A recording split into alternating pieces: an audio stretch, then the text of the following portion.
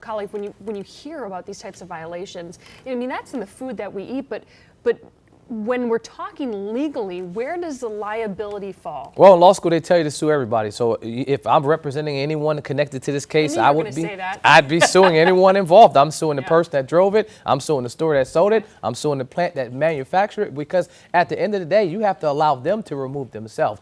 Find a way to say you're not connected. But I mean, ultimately, liability will fall in terms of civil liability on the company, on this plant that's closed. That's just the location, but it's the company as a whole. And so then you'd have to work backwards. How much information did the parent company, did the headquarters know? Because your lawsuit would be isolated just to that one location. They traced it back to there. They traced it back to liver, so they know exactly what was causing it. But if at some point the headquarters knew what was happening and they continued to allow it to happen, then you have bigger problems. This is kind of like when you have companies that were polluting water. You're doing pollution in the water. Well, it's just one offsite. We didn't know. But if you could find a paper trail that said, well, we emailed you these reports when the CDC came out and told us that we had issues and you still didn't do anything, now the entire company could be on hold. So at the very minimum, you sue everybody, but I see all arrows pointing to the parent company, Boar's Head.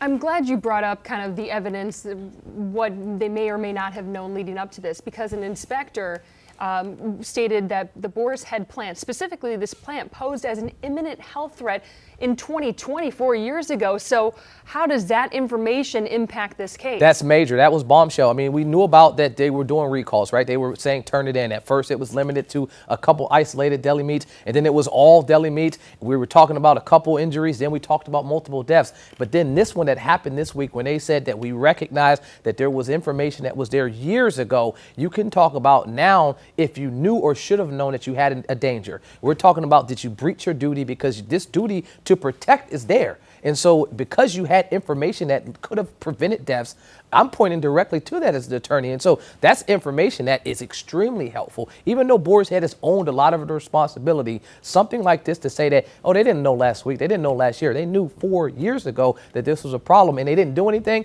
major blow for them. And, you know, as someone who's watching this unfold, right, we're looking at this information and just thinking, you know, how does this happen?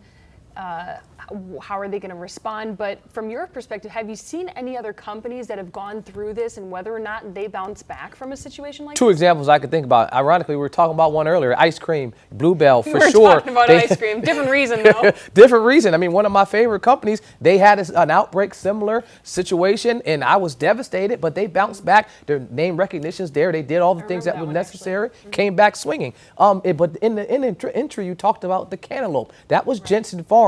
They did not bounce back as well as Bluebell. I mean, 33 people died in that situation.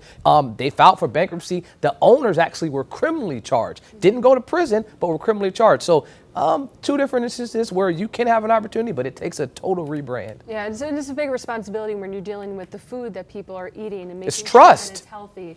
Yeah, Khalif, thank you so much.